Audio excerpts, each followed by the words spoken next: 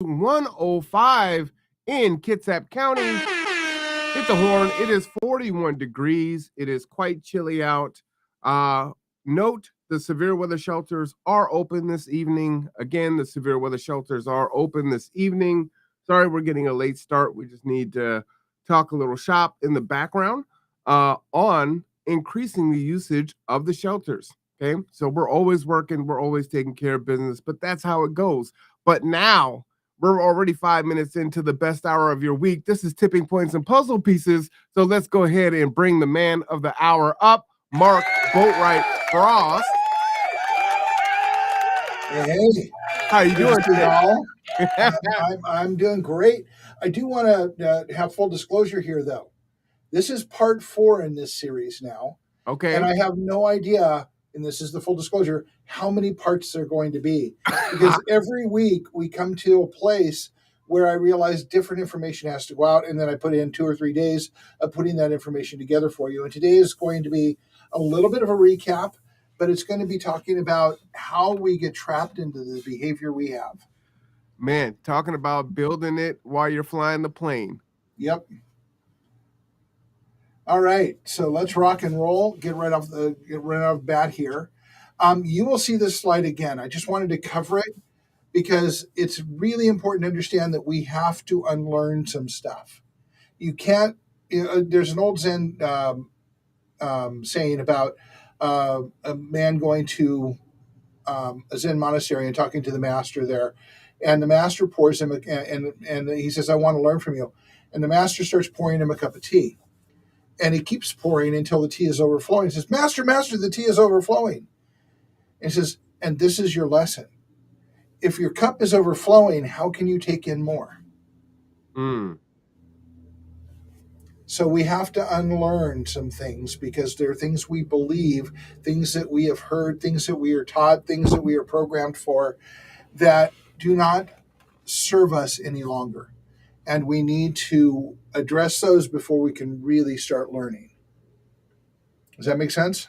Yeah, and just so, for folks that aren't watching and they're only listening, that unlearning is racism, othering, one right way thinking, belief that all knowledge is already somewhere, that everyone knows more than you, that controlling someone is a good thing, that competition is better than cooperation, and that one life is more valuable than another.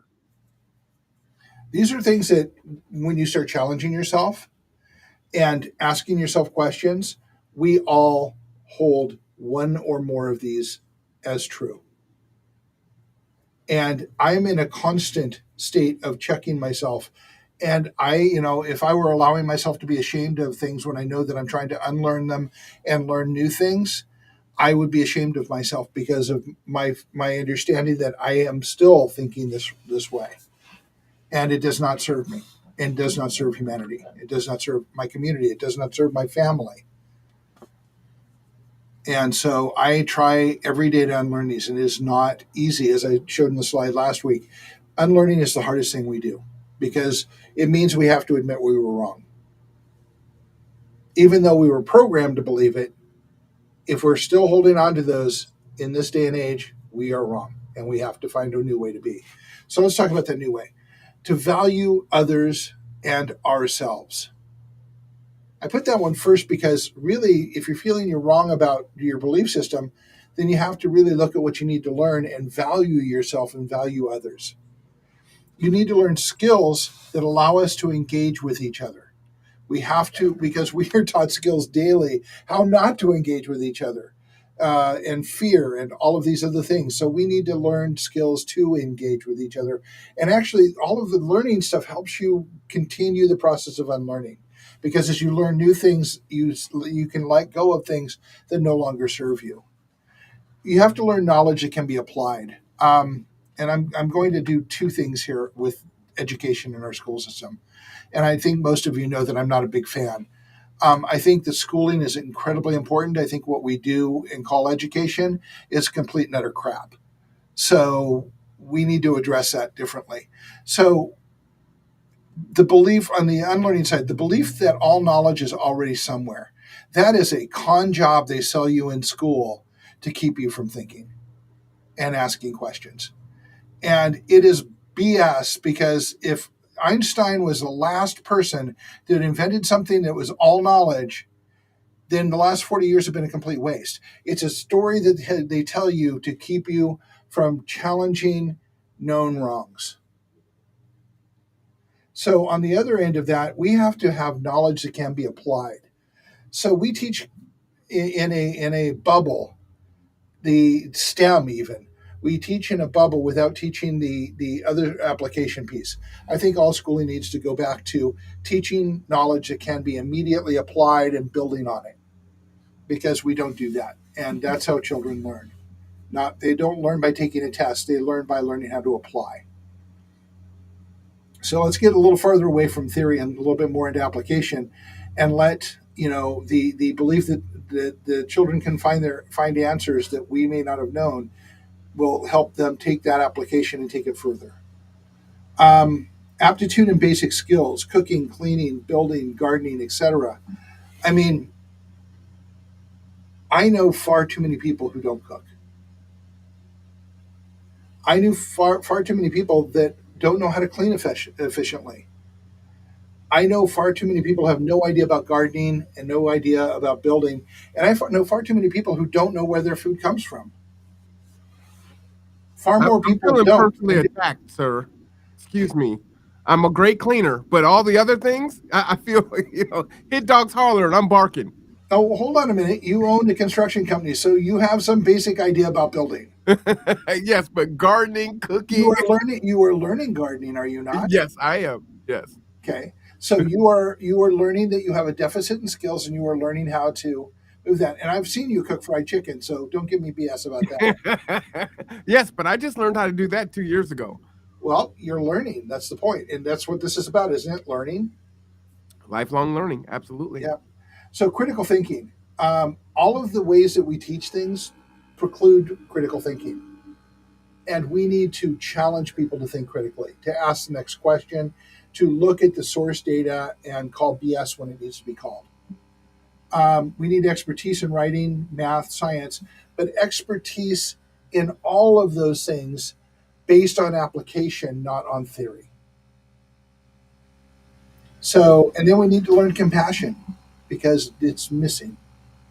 And a lot of people can challenge me on this. That's fine, but the application of compassion to a great degree is missing. And when it's not missing, and we will talk about that a little bit, it's deviated from what it should be. So I'm going to move the slide forward now. Now we'll move a little bit quicker. I just wanted this. We're going to talk about this again later. Okay, so let's start with this. I kind of did this tongue in cheek for some reason, because it's a very heavy subject, and I think we should laugh a little bit at ourselves and at this.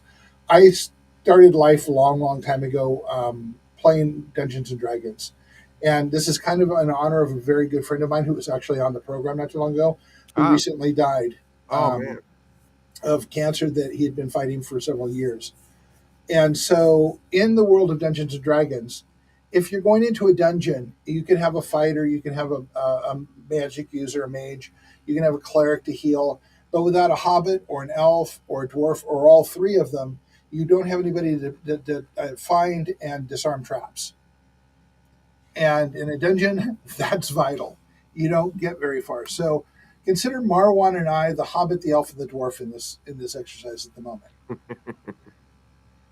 So let's go on here. Okay, so let's talk about co-opting, diversion, and confusion. These are the tools used to control us. Ooh. Now, last week I talked about how we have this fear of capitalism and the government all working together in collusion, and I showed that it's all really just confusion.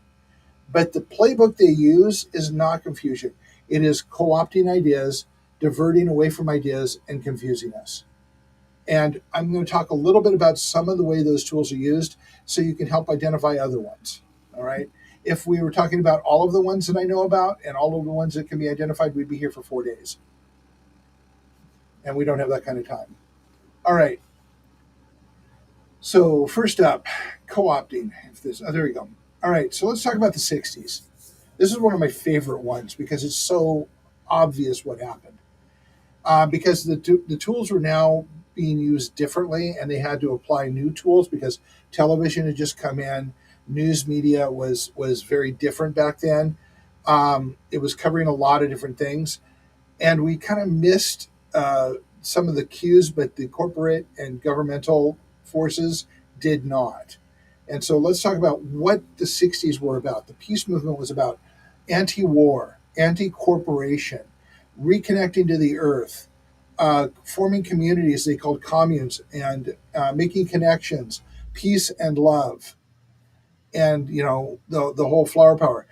And then it started getting warped to communes, which were communistic, which were coming out of the 50s. That was a very frightening word.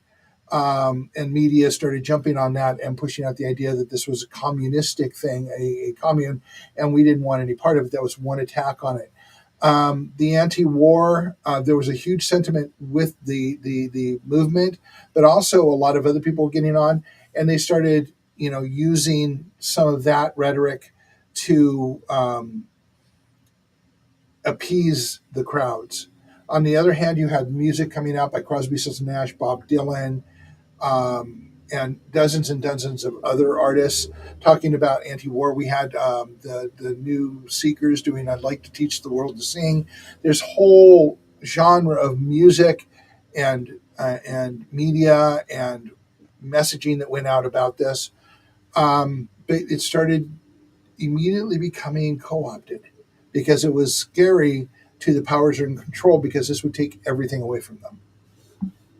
All right. And this is the first really big sign. It's been happening for a while, but this was the first challenge to the known power structure, which, as we've said before, is a toxic culture that is got a playbook that runs through these tools to stop movements from changing it. So what did it become? It became the 70s. And we had bell-bottom jeans. We had Peter Mac shirts. We had long styled hair. The corporate co-opting of the movement. You too can now be hippie-like without having to be dirty and living in a tent and traveling around to muddy shows and stuff. You can just put on some bell-bottom jeans and Peter Mac shirts, and you can be a virtual hippie. And you can move this movement forward. The fashion industry took a major control here. And by the way, I'm ashamed to say that I may have looked like some of these people, but we won't talk about that. The music industry controlled output.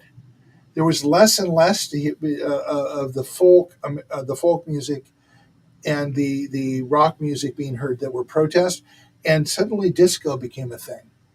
And taking roots from R&B, which is a very driving force, very connecting, hooking a lot of people, it became the predominant music of the 70s.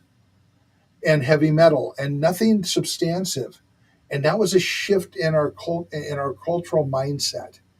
What we could hear on the radio was not what we heard 5 years before. Now, hedonism, the whole thing about flower power and free love and getting laid became, sex is the only thing we took away from it. Because remember, the 70s and 80s were the eras of putting your keys in a bowl, and whoever took your keys out became your partner for the evening, and wife swapping, and all of that was a big thing in the 70s, which was, kind of, again, taking it back to the people in charge. And we normalized a movement into nothing.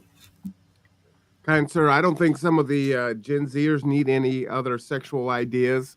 Uh, right now, I was born in '73, so these things you're talking about, I didn't experience. But before you get too much further, what's interesting and what I like about us doing the show together is in your previous slide, you kind of talked about the positives of the '60s. Mm-hmm. And for Black America, that was very much the opposite, right? That was Absolutely. when the CIA, Oh, I have a slide just for you very yeah, shortly. but that was when the, CIA came and dismantled the Black Panthers and assassinated Fred Hampton and Mark Clark. This is when we were having, a lot of, well, the other assassinations of our president and king, a lot of civil unrest. And so, depending on your perspective, it wasn't the '60s was a very hard time. Yep, it was. But as I say, I was using this as an example of co-opting, as Mhm. opposed to saying there was nothing else going on at that point. There are absolutely other things going on, and I actually created a slide to talk about that.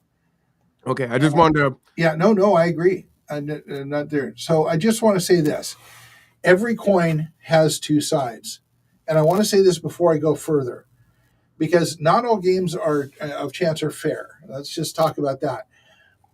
Um, the movement we're talking about, that we are pushing for people to come together and find humanity, is also what's been used against us. So there are two sides, and we'll talk more about that in a moment. But I want you to have that in mind as we move forward. Oh, that's deep. I want you to explain how it's used against us because I agree with you. So, what's your thought there? Just wait a couple more slides, and we'll be talking about it. Man, I'm itching. Go ahead. Okay, so I just want to talk about what a narrative is. A narrative is a story that connects events. Okay, an alternative narrative. I want you to read the alternative narrative out loud. All right. So what we have is alternative narratives are positive, pluralist, or progressive narratives based on the intercultural principles and respect for human rights. In the time of fake news, polarization of debates, hate speech, and dividing discourses, they are powerful tools to help make intercultural cities to speak up and tell their story. But is this true? Alternative means another way. So this is to answer your question. This is how it's used against us. Mhm. I pulled this first line off of the web when I was looking up alternative news. I said, "Oh, that's such a beautiful example of alternative news being or alternative narratives being absolute bullshit." It's selling an idea that will scare some people and make other people go, "Huh?" But it doesn't actually tell the story. It takes something that's going on and makes it something else. That's how it's used against us, is telling stories differently. English is a living language. That's good news because it means it grows and changes. On the other hand, English is a living language where meanings of words change, can be changed, and can be manipulated.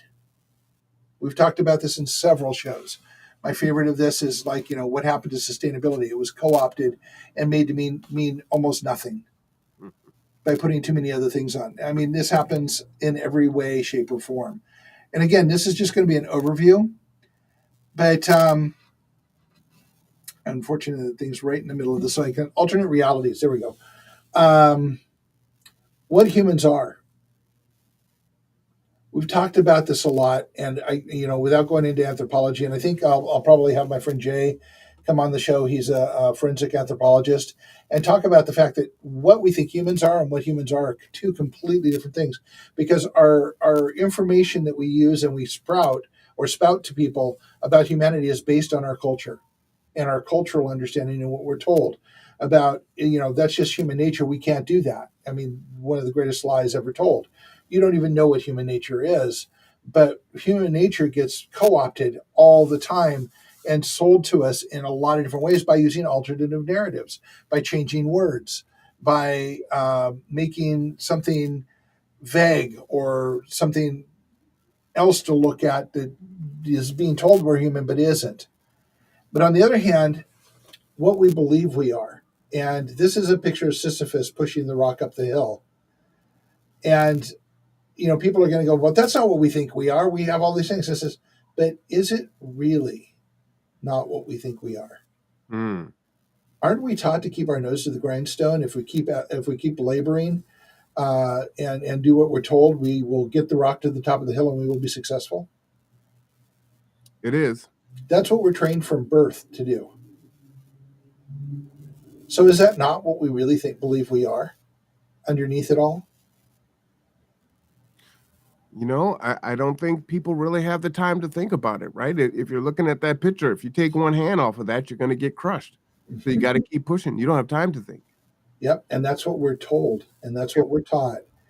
And so at our core, underneath all of the smoke and mirrors, that's what we believe about ourselves because that's what we were taught since birth. But it's not who we are. It's what culture wants us to be.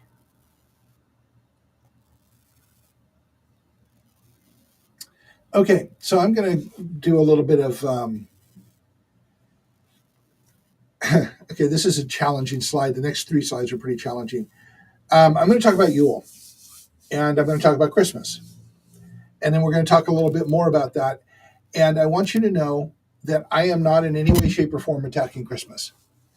But in order to live and grow and change and learn, you have to ask questions. And I want us to think about something in a slightly different way. Christianity has labeled anything not Christian as pagan. Okay, pretty much Judaism and Islam has a similar thing. But I want you to think of it, wherever you think the term pagan or Satanist or evil or alternative, I want you to put the word human in instead. Okay? So Yule. Yule is a celebration on December 21st, which is the darkest day of the year. It is the longest day of the year. It is traditionally, for probably hundreds of thousands of years, the way people dealt with this, they came together and shared food and told stories and repaired stuff they need to repair and celebrated the return of the light. They would build the campfires up really big. They would basically return, knowing the light was going to come back, they would celebrate that time together. And they would make music and they would have connectedness. They would connect with each other. And that was their way of knowing that things were going to get better. So somewhere along the line, it became Christmas, the birth of Jesus, which people will admit was not Christmas Day. We got Santa Claus, which I have to scratch my head and wonder where that even came from, except for, Krampus and some of the other older stories and mythologies, and some of the Norse beliefs. We do gift giving, which kind of was done at Yule too, but more exchanging of things that people needed. It's also the time of unmet expectation, and I want to give a statistic on this. It is also the time when most people die and when most people commit suicide. From October through January is the highest rate of death there is, because the time in the dark is really hard to get through. Families and togetherness, sort of. We are pushing ourselves, and I'm going to share my personal experience here. I don't have a functional family. I had a dysfunctional family, and I was pushed into doing holidays with them and preparing the food for the holidays for 20, 30 years, and creating and living in a very painful situation where I hated the holidays and I didn't want to see them anymore. So we can talk about the beautiful, wonderful family experiences on Christmas, but only a fraction of the people in this country experience that. And we have to acknowledge that. So it's sort of, we have deep loneliness and a great deal of depression, which also adds to the death. So when we look at Christmas and what it is, or what it might be, and we look at what was, we wonder why we shifted from one to the other. And it's just a question, okay? So this is the slide I was telling you about. So Valentine's Day, it works so well for Christmas, co-opting Christmas and co-opting the pagan or human holiday, that we added other holidays. We make them up as we go along. So Valentine's Day is buy, and disappointment. People all defend these things, and I look at them and go, okay, how much did you put on your credit card? Easter, I love Easter because it's a month-long celebration of the rebirth of Christ that takes over 3 or 4 of the human holidays, but we'll talk about that in a minute. Independence Day celebrates war by supporting the Chinese economy. I laugh every July 4th when I'm not trying to deal with 2 dogs that are in spasm because of the explosions for weeks before and weeks after.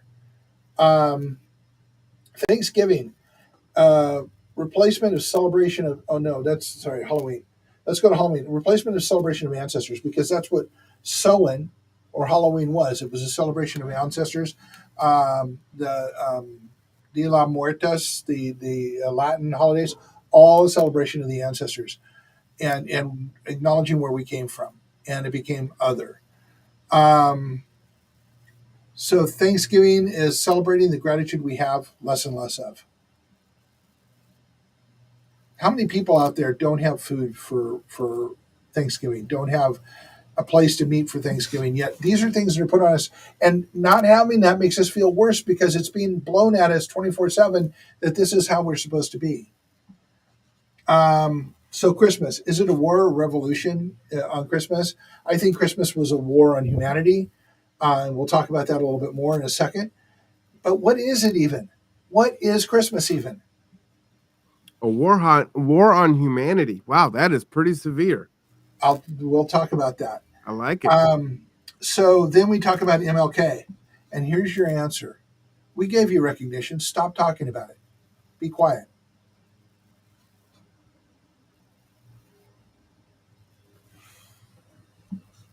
So yeah, there were struggles in the 60s. There was the civil rights movement, and it's been eaten away at ever since then.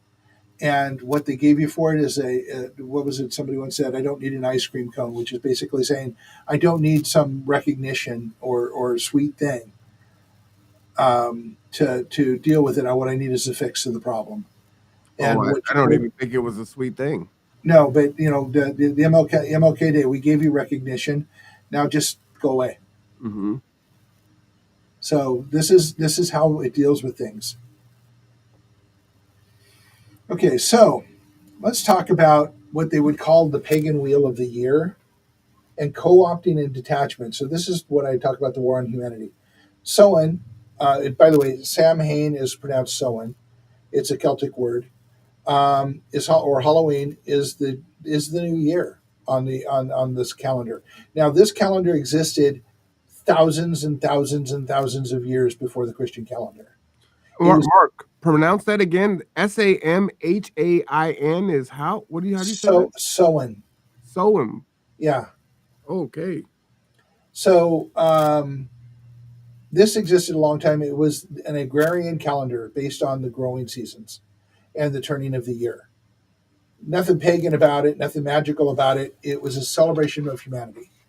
So Samhain was the celebration of our ancestors, the people who had gone before us.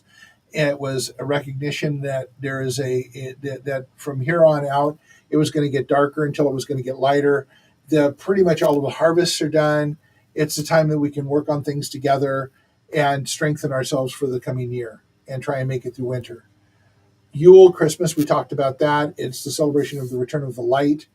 Now here comes Easter. Easter starts with Imbolc.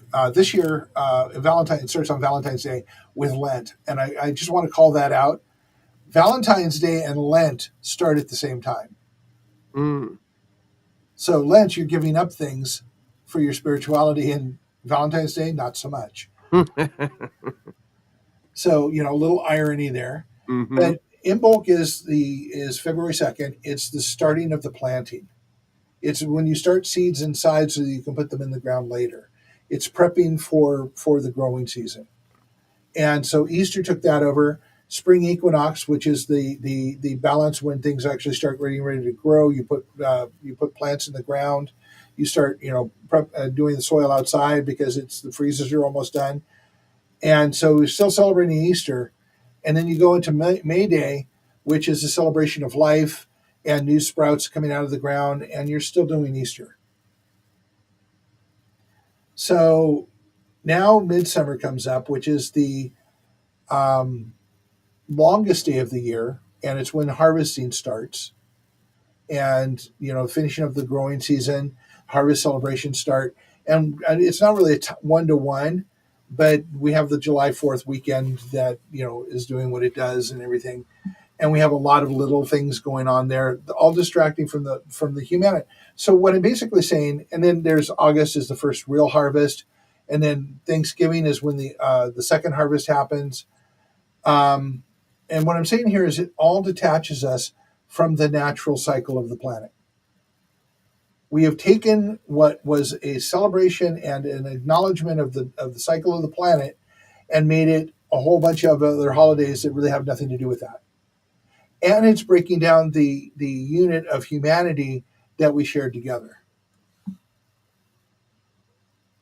So co-opting, diverting, detaching. And the beginning of the new year was actually Halloween. Yes. Interesting. Or Solon, actually. But yeah. Um, so the narrative, we generate doubt by creating alternative narratives. We provide false premises and we co opt. We redirect. We make it about something else. Or we say, there's nothing here to see. These are not the robots you're looking for. We blame other people or other instances or other things. We use blame.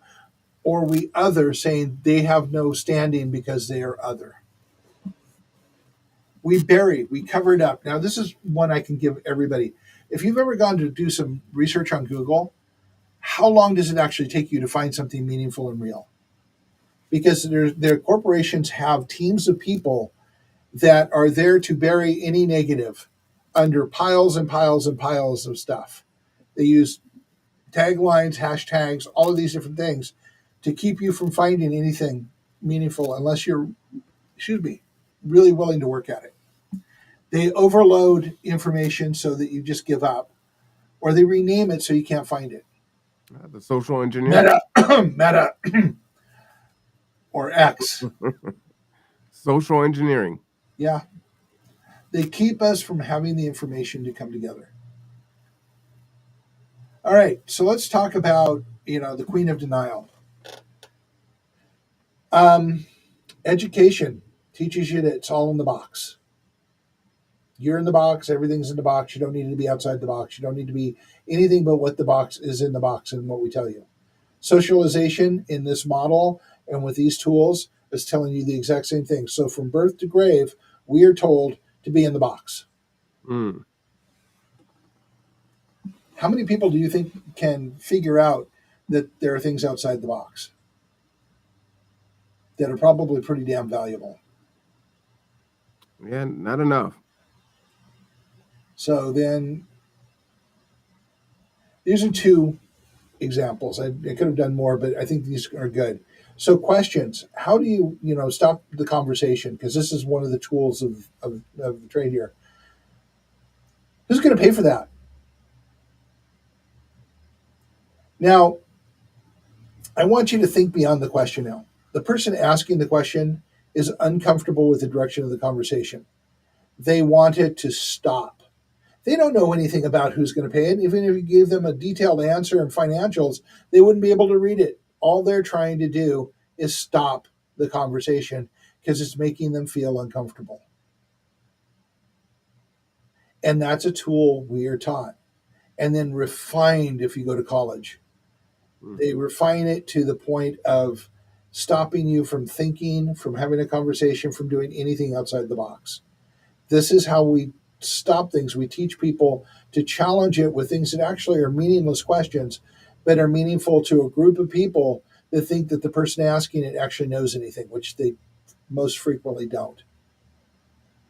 Conviction. You're wasting your time. It's already been done. People have tried that before and it hasn't worked. Why are you wasting your time with it? It's designed to stop the process. I tell this story often.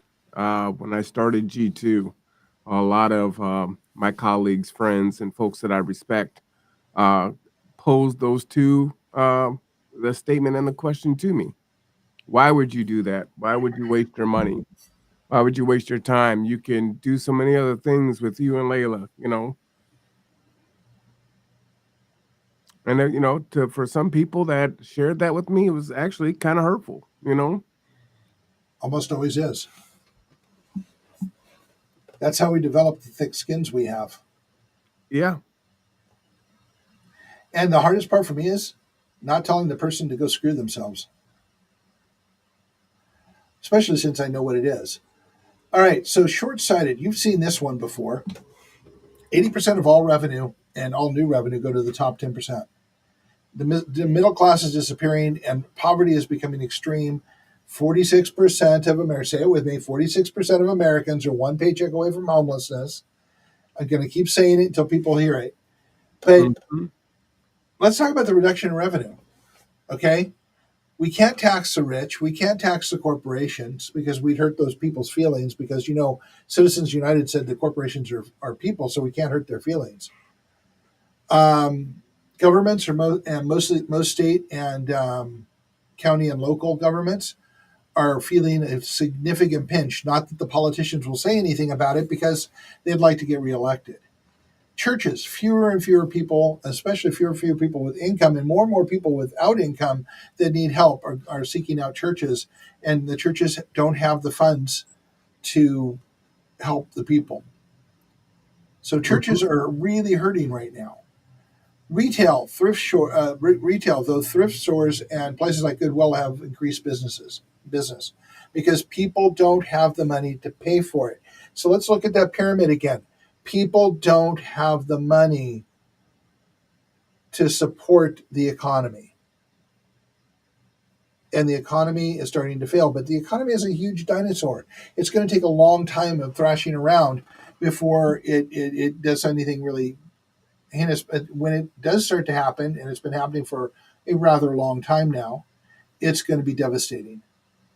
So, along with this, the extreme poverty, by the way, it is far more expensive to be poor than it is to be rich, just in operational value. And I will probably do a slideshow on that all by itself. But increasing costs and inflation are making it harder and harder for people to live. And remember, we're talking about 50% of the people in this country fall into that category or more. Okay, so what is a direct threat to our culture? They see it as regulation, movements like the peace movement or Occupy Wall Street. They see protests, though the way that the tools are set up, protests are predominantly ineffective in the way that they are done. Legislation, taxation, unions, sabotage, and media are all threats to the system. So they have a lot of tools to co opt, redirect, deny, and basically cover up all of those things to stop them from happening. So you want to regulate this, but it's going to cost money and jobs. And for people who know how to do math and apply it, you realize how much BS that is. So the direct threats in more of an esoteric way are humanism, socialism, communism. They throw those words out to stop any humanistic movement forward. Environmental, the EPA, they've basically stripped the EPA of any ability to enforce anything, and they've defunded it for the most part. The Security and Exchange Commission, the Federal Trade Commission, the Department of Commerce, Department of Labor are all been stripped free. They're attacking the IRS to keep them from being able to tax the rich and discover things that are inappropriate that are being done. Glass Steagall, the law that was put in after the Depression to protect us from the abuse of the banks and the system. They see that as a limitation that they don't need a regulation. They need to get rid of it. Taxation that tax the wealthy and corporate profits. They don't want to see any taxation. They want the rest of us to cover it. And let's go back to that other slide, the pyramid. We don't have the money to cover it. So they see Occupy Wall Street, and then unions and labor, Amazon, Starbucks, and the railroads, Screen Actors Guild. All of these things are labor movements because no one can live on $15 to $18 an hour. Would it be fair to say that, when we're having these conversations, we don't mean all, right? That all rich people Are not aren't in the same trying. category. And again, Hold on, hold on. Let me finish my yeah, thought. okay. All rich people are not trying to, skirt paying their taxes or have a problem with paying their taxes. Where a lot of the issue comes from is the government waste and the government theft, right? The criminality that our government participates in. They just did an audit, I think, of the defense budget, right? And again, they've lost all this money. Again, they haven't been able to clear their audit. And so we actually are bringing in quite a bit of tax money, but the powers that be that control that tax money are stealing it and funneling it into different places instead of actually helping the people. Well, that's part of it, but the defense industry and the military industrial complex are part of that system. But I'm not pointing at people, I'm pointing at the system, the toxic culture in which we live. And there are several people like Warren Buffett, actually, these days, and our own Nicholas Hanauer over here in Seattle are calling for higher taxes because it doesn't make any sense. I think Warren Buffett was once quoted saying, I pay less taxes than my secretary does. That is wrong. I should be paying more. So a lot of people, individual people, understand this or trying to do something about it, but the system itself is rigged. And the point of this slide is that anything that affects the bottom line and ongoing profits is considered a direct threat to the system. I don't know. I've got some different thoughts on that. There've been times when you know I was bringing in some pretty good money and paying a good fair share of what I thought was fair from a tax perspective. And then when I look and I measure it from tax dodgers, both wealthy and poor, because there are a lot of low income tax dodgers that will do anything to not have to pay taxes or not work and take advantage of all these resources that exist out here. At the same time, you have wealthy folks that are using tax shelters and putting their money offshores and deferring taxes and all the different triggers they're able to take advantage of. And so you see it up and down the socioeconomic scale, and some of those things need to be adjusted. So there's quite a few people out here. I would say there's millions of folks out here that are paying their taxes, that actually pay a good fair share. You talked about the eroding middle class, right? And Yeah. how that is being eradicated. And it's like, how much more do you want me to pay? I So can't make it now. I said this in passing. I'm going to go back to touch on it again. And I agree with you that they don't the wealthy don't even really have to dodge. All of those loopholes are there for them already because basically they've been working for decades to make sure they're in place. But you start talking about taxation, new taxation, or more equitable taxation, and you see all kinds of politicians who would not be reelected without that money come out against it for all kinds of spurious reasons. So again, we're talking about the toxic culture and the tools of the toxic culture to keep from changing.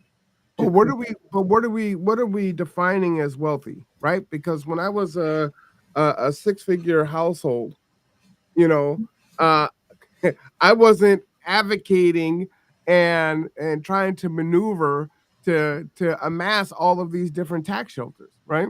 Right, and they're not available to most middle. Would that would be middle income? So where are we talking about? Where's this? I have no idea. They've said $200,000 is the base of it for tax purposes. And when I say they, when they're having those conversations, they're trying to set that level of what it is. But people are saying, "Well, I could be there tomorrow." Yeah, horseshit. You're not going to get there tomorrow. But that's how they get people to fight against their own self interest because the promise, and we've talked about this before, the promise of I'm going to be there someday, so I want this to be protected. Right, absolutely, right. That's So the that's the this is it. carrot. And I just want to address the low income people who are taking everything they can get and not paying taxes and doing dodge. You know, being on the end of survival, that's you can rationalize a lot of things. I'm not saying it's right, but I'm not pointing saying it's wrong on either side. I'm just saying that I will. within well, that's fine, but within this and what I'm presenting here, I'm saying these are the things that will trigger a defensive reaction from the system. Yeah, I just think that we're in an age now. If we are trying to build this coalition and we're looking for that 20% tipping point, Mm-hmm. and we have a lot of intellectual listeners, but sometimes when folks are only getting snippets of what we're saying, it just sounds like we're attacking the wealthy, right? And then excusing the behavior of poor folks Not at all that doing that. act in bad ways, right? I'm, So I'm, I'm saying both are victims.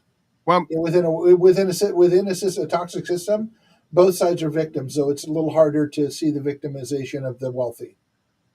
yes, but we're different. So we can actually have Yep. that nuance, right? Because you're not hearing it anywhere else. It's just Yep. rich people bad, poor people, we understand. That's what it is. You're just in survival mode. And it's like, no, you've got bad actors on both sides, right? Yep. And we have to have some place of coming together to start And addressing that. you have good actors that are also wealthy, which you don't hear often, right? There's a lot of philanthropists, right? I Yep. think of Mr. Beast as being one of them. Yeah. Or Jeff Bezos' ex-wife, who gave $425 million to Habitat for Humanity just recently. Okay. Can't remember her name, unfortunately. So let's talk about this. Is kind of an afterthought. I was watching Bo the other day, and he said something that just blew my mind. We don't export anything anymore, really, because we don't manufacture anything. But we do export culture. And the U.S., I will say unequivocally, is a master of the assimilation culture. We are the pinnacle of the taker assimilation culture, and we export it to the rest of the world. They watch what we do. And we teach assimilation. And one of the things that happened, and the question that came to Bo about this was that a lot of countries in Europe are now showing authoritarian um, attempts at leadership after the several years of our former president. And he said, well, we export a lot of cultural things. That's just one of them. And unless it's defeated in the polls solidly and soundly, it will continue to go out and come back. So Well, that was just a thought. how do we do that? I see what you did there. If folks watch Bo, you know. Yep. But we also export imperialism, right? Isn't that really part of it, right? You're saying that we We support export. it. We export culture, and our culture is a culture of assimilation, which is also a culture of imperialism. Imperialism. Wow, I rented my lips this morning. That's an interesting phrase. But imperialism, by definition, is a policy of extending a country's power and influence through diplomacy or military force, which Yep. that's US in a nutshell. And for us as American citizens, I think the majority of us don't realize we are 5% or less now of the global population. Yep. But we use over 25% of the resources. Man, But let's continue because I got a few more slides here. go ahead. I'm going to kind of move through these. So, tools of change. What are those? Okay. So again, going back to reminding you about their tools for good and tools for ill. I mean, good, and you and I've talked about reproductive rights. Just take these as general terms, okay? They aren't statements on good or evil about it, but we are having a tipping point reached on reproductive rights. States are actually starting to get them enshrined within their state constitutions.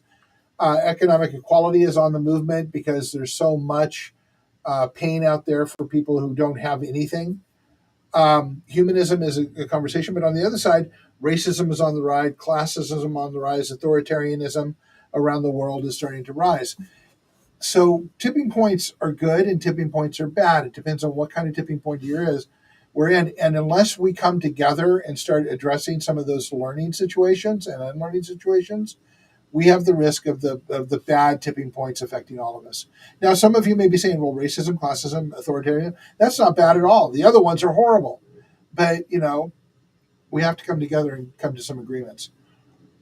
All right. One of my favorite Einstein quotes: the significant problems we face today cannot be solved at the same level of thinking we were at when we created them.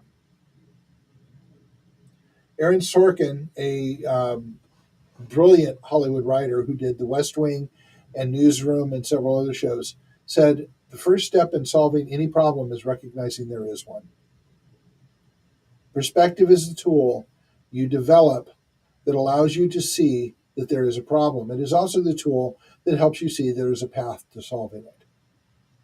So the first thing you need to do is gain greater perspective.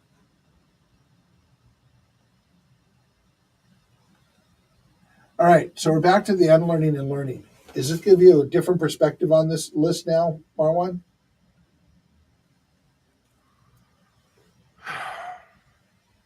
For me, I guess it expands it a little bit, but we've been in this discussion for a while, so this it's a continuation for me. Yeah. But I think it's helpful for others, uh, for sure, to see this piece of it and make a comparison and contrast the other conversations, the topic, right? Mhm. Especially when we talk about the differences, right? The next slide, or slide two, was, hey, the 60s were, love and peace. And, again, it's perspective and experiences. Both of these things were going on simultaneously, Yep. and there could be different experiences. And both sides, right? It wasn't just all bad for the black community, right? There was also peace and love and joy and all that good stuff. Also, some of the best music of our time, from Motown and on, came from that era. So It there's, did. you really have to open up your mind and be receptive to not all bad, not all good. So, and that's why I say the continuation, the expansion of the topic that we're talking about. And the perspective about it. And we'll talk Yeah, about it. And I just want to finish up the last few. All sure. right. This is a replay of what we've talked about before. The starting point is a neighborhood, getting to know people. You're not going to make a change unless you get off the virtual world and get into the real world and meet people. You can engage with your neighbors. I just saw one of the things that sometimes when I move to Google Slides, things move around. Um, and it's distracting. So connecting with your neighbors, creating a garden, showing the mutual benefit, and moving forward. Then we get into a truly democratic process. You have the neighborhood, you have a representative from the neighborhood, goes to multiple neighborhoods. And I changed the color so you understand that all of these neighborhoods have different perspectives, different priorities, and you all come together and start the whole process again that you did in your neighborhood, and you represent back to your neighborhood saying, these are the 5 priorities chosen by this group because of this. Our priorities are still there. It's just that they're down a little lower because we all agreed that these are more important because they presented this information and it made sense. And you go through the whole process, and then you move into the more grassroots where you have a lot of communities working together to create change. And while this is a neighborhood, a community, a region, if more people are adopting it in a viral way, it becomes a movement that can create constitutional amendments in the state, in the federal government, that actually make permanent change for everybody, and hopefully positive change.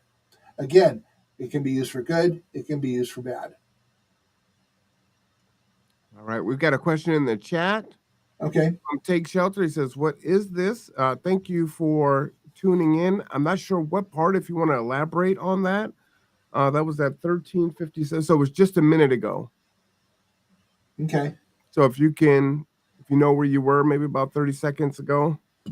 Okay. So 30 seconds ago, we were talking about the neighborhood piece here.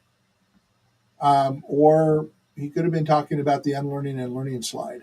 Now that definitely was more than a few minutes ago, but yes, that is. Take Shelter. If you don't mind, just kind of elaborating on that, and Mark can answer that question for you. Thank you Yeah. for commenting.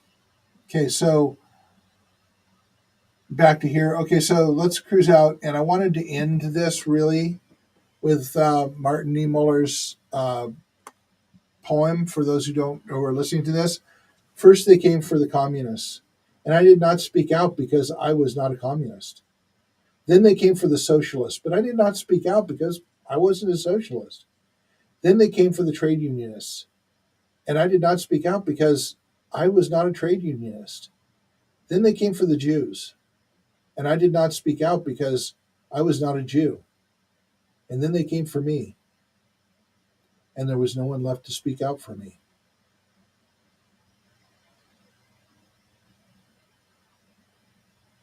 Um, I'm not It, sure it what he it's means. been dealt with. Huh? It's been dealt with. Okay. And that's the end of the slide presentation coming in right at 2 o'clock.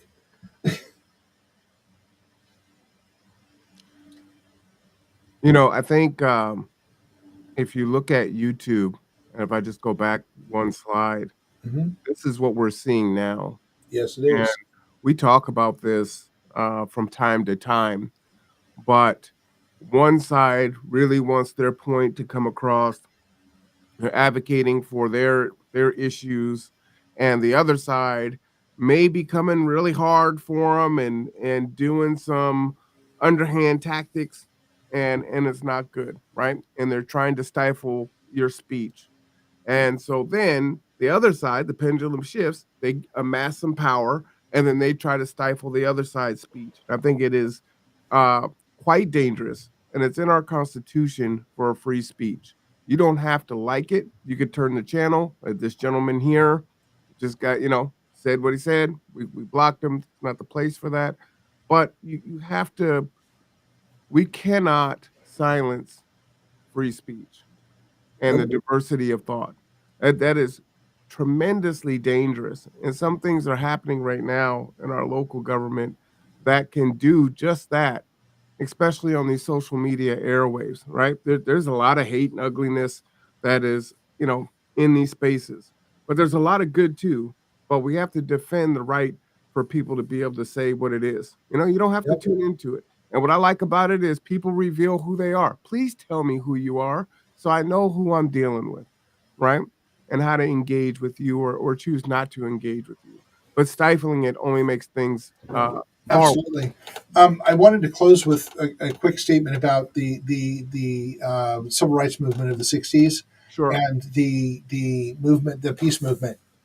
The difference between the two and what happened and how they were addressed, um, in a lot of ways, has to do with approach and legitimacy. Okay, Occupy Wall Street was much more like the peace movement, where there wasn't really a leadership. It was a whole bunch of people having their say about this. It's much harder to deal with that. The peace movement was an organic situation that came out of a whole bunch of things aligning. The civil rights movement, because of need and necessity, and because of the drive for legal change and acceptance and adoption, was more of a legislative and protest based movement. And therefore, it fell right quickly into the crosshairs of the tools that our culture uses to quash change. And the '60s, the peace movement was so much more organic, no central leadership, no directive and or political push per se, except to end the war, was much harder to deal with because it was not. Um, it was a threat, but it wasn't a direct threat in the way it had been identified before. So it had to create new tools in which the whole corporate model came into play to co-opt and change the model. Does that make sense? Well, there was no person to assassinate, right? There was Right. no Dr. King or Malcolm X or Fred Hampton to kill, right? Right. And there was, and as I've said before, the reason that I don't think there should be a central leader to this drive is because it takes away from the diversity necessary to make it successful, and B, puts a central figure in it, which is more about ego than it is about getting things done and getting people buy-in. And that's, I'm not saying that Martin Luther King was an egotist or anything like that. People put him on that pedestal. He did not ask to be there.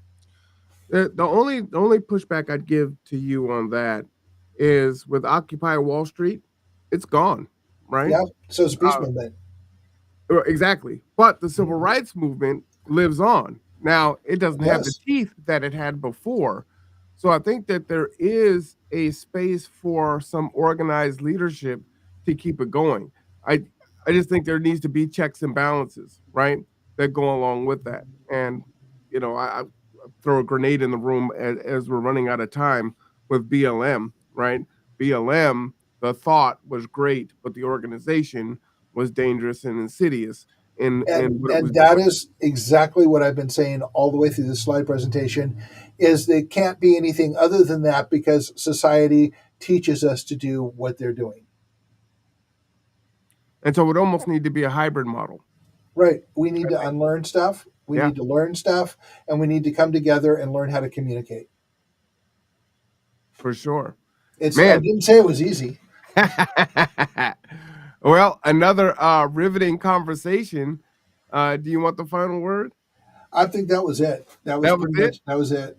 Drop the mic on that one.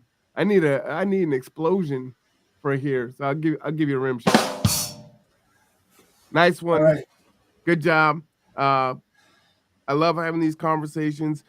This is not necessarily designed just for Mark and I to talk at you. So please feel free to type in the chat, make your comments, ask questions. I believe this Saturday you can meet us. Where is it this Saturday? Sunday. This So Sunday? this Sunday we are going to be meeting at Cups Cafe at 10 o'clock in the morning. Every Sunday we meet at Cups at 10 o'clock in the morning.